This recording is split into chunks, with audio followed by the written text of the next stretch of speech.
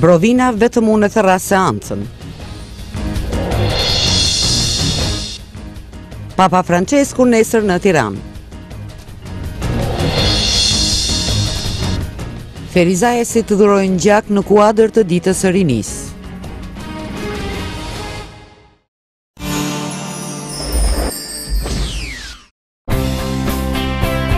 Eco Fruit, kraha cilësi superiore tani edhe në paketim të vogël e Megapack, për përdorim të vazhdueshëm në piknik, shtëpi e restoran.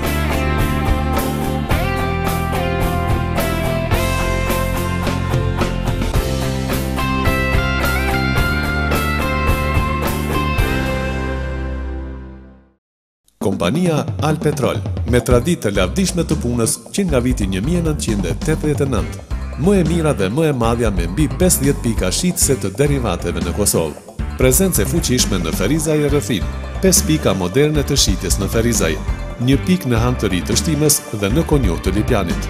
Eurodizel, benzin dhe gaz të cilësisë së lartë të furnizuar nga rafinerit më prestigjioze evropiane. Vajra, antifriz dhe artikuj të tjerë me çmime më të lira në vend. Jemi kompani që ju garantojmë cilësi. Alpetrol. Dini Kompani. Dini Kompani, distributori dyerve dhe dritareve nga brendet më të njohura gjermane.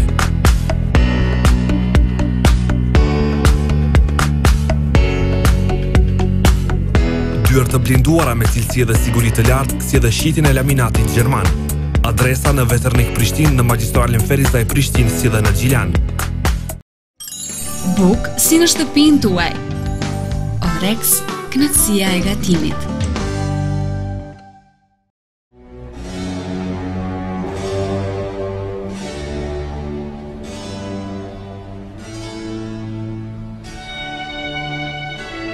Jetë në çdo pikë të ujit. Uji lubeten.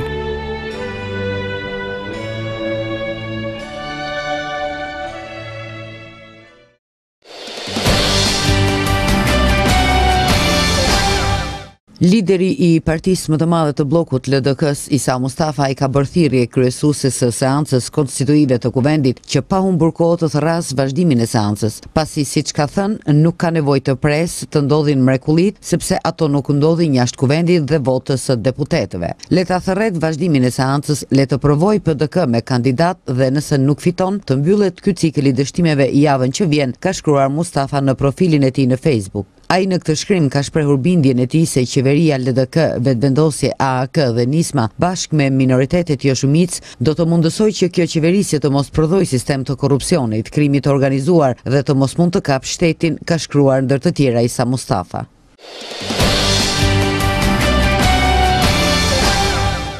Ish kryetari i kuvendit Jakub Krasniqi thotë se partitë politike duhet ta gjejnë zgjidhjen në kuvend. Sipas tij, bloku LDK, AAK, Nisma dhe Vetëvendosje e kanë shumicën dhe në bazë të saj ata nuk kanë nevojë për kompromise. Krasniqi ka thënë se nuk ka nevojë për asnjë lloj kompromisi politik për formimin e institucioneve të reja, pasi sipas tij Kosova tashmë e ka koalicionin qeverisës. Krasniqi, i cili tash mban postin e kryetarit të Këshillit Kombëtar të Nismës, ka vlerësuar se zgjedhjet nuk janë zgjidhje ngërçit politik. Sipas tij, zgjidhja e këtij ngërçi është në kuvendin e Kosovës.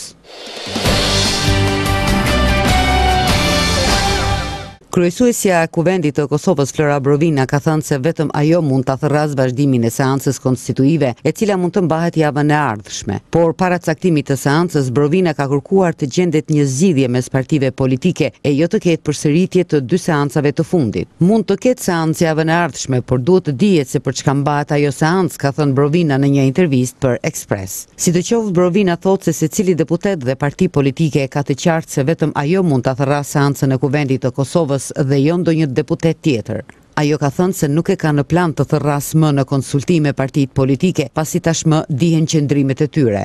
Ajo ka përshëndetur veprimin e presidentes për të gjetur ndonjë zgjidhje për të tejkaluar blokadën politike.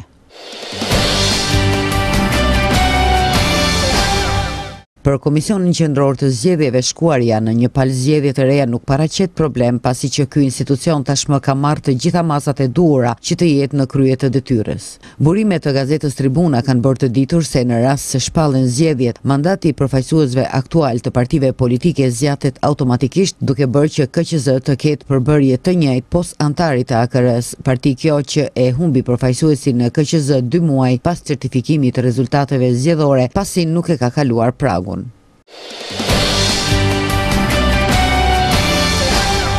Domenica prossima, con l'aiuto di Dio, mi recherò in Albania. Tirana është gati të pres Papa Franceskun në vizitën e tij të parë në Evropë. Në orën 11 të së dielës ati shenjë do të mbajë meshën në altarin e vendosur në sheshin Nën Tereza. Në kuadër të masave të marra nga qeveria me rastin e vizitës historike të Papa Franceskut në Tiranë, është ndryshuar edhe pamja e sheshit Nën Tereza, njëkohësisht edhe bulevardi Dëshmorët e Kombit. Në bulevardin Dëshmorët e Kombit janë vendosur fotot e 40 martirëve të Kishës Katolike, 38 prej të cilëve janë ekzekutuar në periudhën e komunizmit, ndërsa 2 të tjerë janë personazhe historik. Puna ka përfunduar edhe për restaurimin e fasadës së Pallatit të Kongreseve. Aty është vendosur një qendër që do të funksionojë për gazetarët. Për shumë qytetarë që do të vinë në këtë bulevard për të ndjekur këtë meshë, janë vendosur edhe 8 ekrane për ata që do të jenë në distancë më të largët nga altari. Të gjitha këto masa janë pjesë e planit për garantimin e vizitës së Papa Franceskut që mbërrin në Rinas të dielën në orën 9. Kryeministri në detyrë Hashim Thaçi ka përshëndetur vizitën e Papa Franceskut në Shqipëri. Vizita e tij nxjerr në pa modelin unik të bashkëjetesës fetare të shqiptarëve, i cili duhet të shërbejë si shembull për të gjithë botën. Kjo ngjarje dëshmon gjithashtu përcaktimin e popullit ton për të orientuar strategjikisht drejt perëndimit, ka shkruar Thaçi në Facebook. Edhe lideri i AK-s Ramush Haradinaj, përmes një postimi në Facebook, ka thënë se vizita e Papa Franceskos në Shqipëri shënon momente të rëndësishme të raportit të ngrohtë në mes të popullit shqiptar dhe Vatikanit. Vizita e shenjtërisë së tij, Papa Franceskut, do ta farkojë edhe më tej afërsinë shqiptare dhe përkushtimin ton ndaj vlerave të lirisë, paqes, humanizmit, tolerancës dhe mirëkuptimit midis njerëzve dhe bashkëpunimin e drejtë me Vatikanin dhe mbar botën perëndimore, ka thënë Haradinaj. Ndërsa lideri i lëvizjes vetëvendosje Albin Kurti nëpërmjet një letre dërguar Papës i ka kërkuar njohjen e Kosovës nga Vatikani. Ai ka thënë se njohja nga Vatikani do ta fuqizonte edhe më tej popullin e Kosovës dhe do t'i forconte lidhjet e shtetit të ri me Selinë e Shenjtë. Kosova është vendi më i lumtur në Ballkan dhe renditet në mesin e vendeve më të lumtura të botës. Në këtë përfundim ka arritur një sondazh i ri ndërkombëtar realizuar nga Gallup. Sipas renditjes, Panamaja është vendi me popullsinë më të lumtur në botë, ndërsa më të trishtuar janë populli i Gjeorgjisë. Një vend më lart të Gjeorgjisë renditet Kroacia. Kosova është e 39-ta me një përqindje prej 24%. Në studim për mirëqenjen janë marrë 135 vende ku përfshihen financat, shëndeti, mbështetja sociale e të tjerë.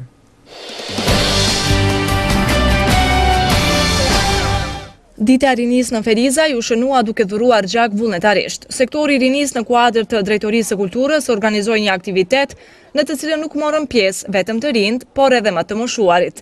Dashuria Ahmeti, udhëheqëse e sektorit të rinisë, me këtë rast u shpreh optimiste për të ardhmen e të rinjeve në Ferizaj, pasi që me 2 rregullore të miratuara enkas për të rinjt, institucionet lokale po japin mbështetje të nevojshme të rijut në këtë komunë. Jemi duke implementu edhe aktivitetin, ose më munda me thonë projektin vlerësimin e nevojave të rinis, që do të fillon me datën 29, kjo pjesa e trive të moshës 15-24, të gjithë do t'janë teran për të parë më saktë vlerësimin e nevojave të rinis. Ajo që duhet me theksu për këtë vit, është se tashmë janë 2 draft rregullore, ose rregullore, të cilat kanë hinë fuqi, që është rregulloria për fuqizimin e rinis dhe rregulloria për punë vullnetare. Kjo është një arritur shumë e madhe për tritë e Ferizajit. Për ta mbështetur këtë aktivitet të rinis, ishte mobilizuar edhe qendra kryesore e mjekësisë familjare në Ferizaj. Vjetra Mantel Bardh kishin dalë tek sheshi i qytetit, duke pritur në rend për të dhuruar gjak.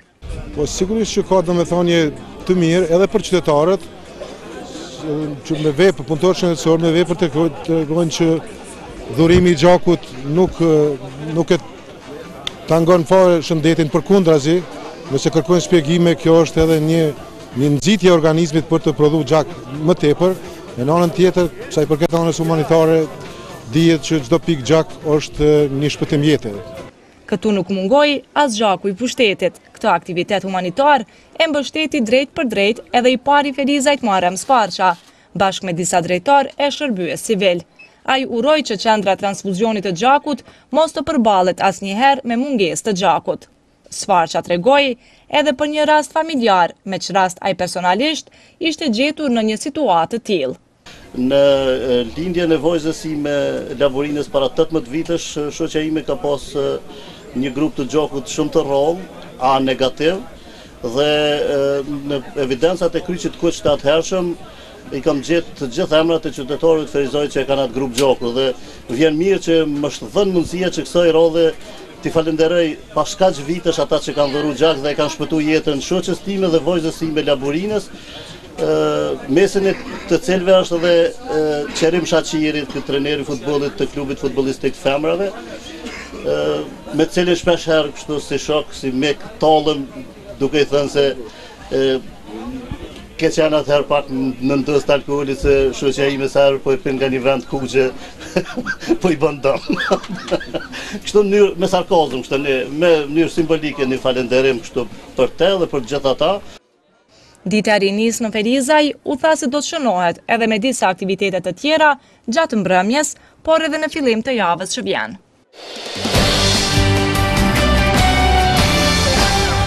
Tash e 2 vjet në komunën e Ferizajt funksionon Kolegji Universitar UBT. Ky institucion, i cili si vjet planifikon të regjistrojë 250 studentë të ri, krahas programeve tradicionale, ekonomike dhe kompjuterike, ofron edhe drejtime të veçanta, siç është siguria e informacionit dhe privatësia. Drejtori i UBT-s, Edmond Hajrizi, thotë se UBT-ja vazhdimisht po përpiqet që të sjellë programe të veçanta dhe që i mungojnë Kosovës. Siç e dini, UBT-ja është më shumë e fokusuar në ndërlidhjen e menaxhmentit dhe teknologjisë, teknologjive moderne, arkitekturës, ndërtimit, shkencave politike, juridike, sistemeve të informacionit, kështu që është një gamë mjafte e mirë dhe e rëndësishme. Shumë prej këtyre programeve janë edhe ofron të veçanta dhe për herë të parë në Kosovë. Dhe mendoj që kjo ofertë që t'i afrohemi Ferizajt dhe qytetarët e Ferizajt mos të kenë nevojë që të udhtojnë, po të njëjtin kualitet ta marrin edhe këtu siç e marrin edhe të tjerët në Prishtinë, atëherë mendoj që është një rast i mirë dhe mendoj që ja vlen sa i përket angazhimit. Drejtues të UBT-s thanë se studentët të cilët i kryejnë studimet në këtë institucion privat nuk ndodh të mos gjejnë vende të punës. Jemi shumë sigurt që të vazhdojmë me atë që ata që diplomojnë UBT mos kenë probleme punësim, sikur që nuk kanë kolegët e tyre që kanë studiuar deri tash, dhe të kemë perspektive dhe ndërkombëtare përmes partneriteteve që kemi ndërkombëtare edhe mundësive tjera. Thjesht një hapje e perspektives, një bashkëpunim me komunitetin, edhe natyrisht edhe një pjesë emocionale. Vlen të theksohet se Universiteti për Biznes dhe Teknologji ishte edhe hartuesi i strategjisë së zhvillimit ekonomik të Ferizajt, projekt që u pat financuar nga Komuna e Ferizajt në vitin 2012. Shtetet anëtare të Federatës së Handbollit të Evropës kanë vendosur që ta pranojnë Kosovën si federatë me të drejta të plota, duke u bërë kështu antari i 50 i EHF-s. Në kongresin e mbajtur në Dublin, vendet anëtare kanë votuar në favor të Kosovës, që do të thotë se asaj i lejohet pjesëmarrja në të gjitha garat evropiane. Kosova është regjistruar për kualifikimet e Evropianit të handbollit që do të mbahet në vitin 2018. Federata e handbollit të Kosovës ishte pranuar antare e EHF-s pa të drejta të plota në vitin 2004.